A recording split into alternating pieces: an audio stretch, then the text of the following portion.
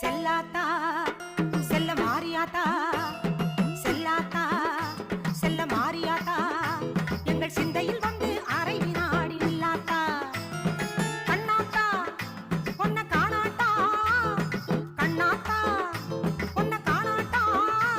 இந்த ஜென்மம் எடுத்து என்ன பயன் என்று சொல்லடி நீயாத்தா அம்மா சொல்லடி நீயாத்தா தாயே சொல்லடி நீயாத்தா